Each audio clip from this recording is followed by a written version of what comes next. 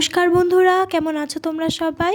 হাতসাফ সাবানের আরও একটি ভ্লগে তোমাদের সবাইকে স্বাগত। আজ বছরের শেষ দিন, সবাই চায় বছরের শেষ দিনটা ভালো করে কাটাতে। আর বাঙালির ভালো কাটানো মানেই কিন্তু ভালো খাওয়া দাওয়া। তাই আমাদের বাড়িতেও আজ রান্না হচ্ছে ঝাল ঝাল করে মাটন কষা।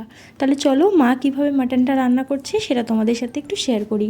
প্রথমে মাটনের মধ্যে নুন, তার মধ্যে পেঁয়াজ কুচি, টমেটো কুচি, হলুদ গুঁড়ো, তার সাথে দিয়ে দিচ্ছে কাশ্মীরি লঙ্কার গুঁড়ো, তার সাথে এখানে 2 চামচ আদা রসুনের পেস্ট নিয়েছি, আর নিয়েছি শুকনো লঙ্কা আর পেঁয়াজের পেস্ট। সব কিছু দিয়ে তার মধ্যে 3 চামচ মতো কাঁচা সর্ষের তেল এখানে ইউজ করেছি। সব কিছু দিয়ে ভালো করে মাটনটাকে ভালো করে মাখিয়ে ম্যারিনেট করে প্রায় আধ ঘন্টার মতো রেস্টে রেখে দিতে হবে।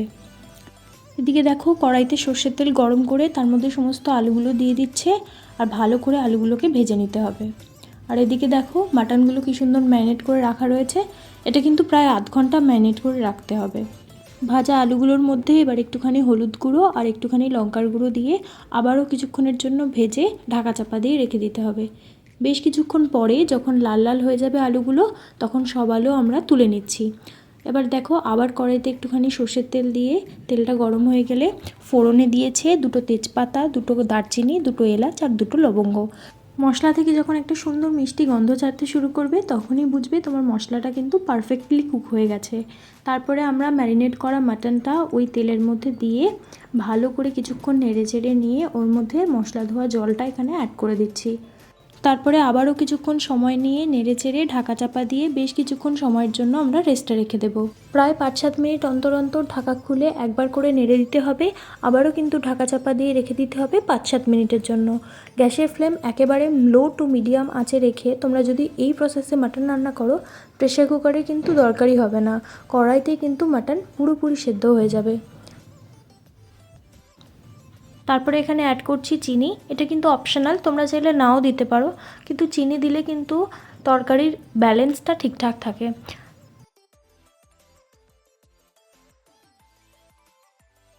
আমাদের মাটন কষা কিন্তু একদম রেডি হয়ে গেছে। আর এখানে আমাকে মা একটু টেস্ট করতে দিয়েছে। ভীষণ সফট, মানে কষানোতেই কিন্তু সফট হয়ে গেছে, আর জল না দিলেও কিন্তু মাটন ভীষণ সফট হয়েছে। তোমরা দেখেই আশা করি বুঝতে পারছো। আর টেস্টও কিন্তু ভীষণ ভালো হয়েছিল। এদিকে মা মাটনের মধ্যে জল অ্যাড করে দিয়েছে, আর জলটা কিন্তু অবশ্যই গরম জল অ্যাড করেছে, তাতে কিন্তু টেস্ট ভালো হয়।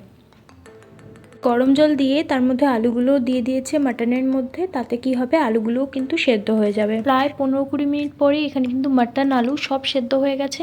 এবার এখানে আমার মা একটুখানি শাহি গরম মশলা অ্যাড করে দিল। শাহি গরম মশলাটা দেওয়ার সাথে সাথে কিন্তু আমার মাটন একদম রেডি। আর দেখতে দেখো একদম ফাটাফাটি লাগছে।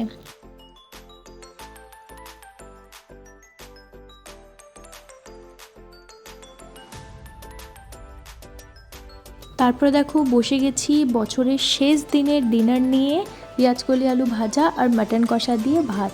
মাটনটা কিন্তু ভীষণ টেস্টি হয়েছিল আর ভীষণ সফট আর জুসি হয়েছিল। আশা করি দেখে বুঝতেই পারছো কতটা সফট হয়েছে মাটনটা। আর এই রইল নাল্লির পিস, দেখেই আশা করি লোভ লাগছে। আমারও ভীষণ লোভ লাগছে এডিট করতে গিয়ে।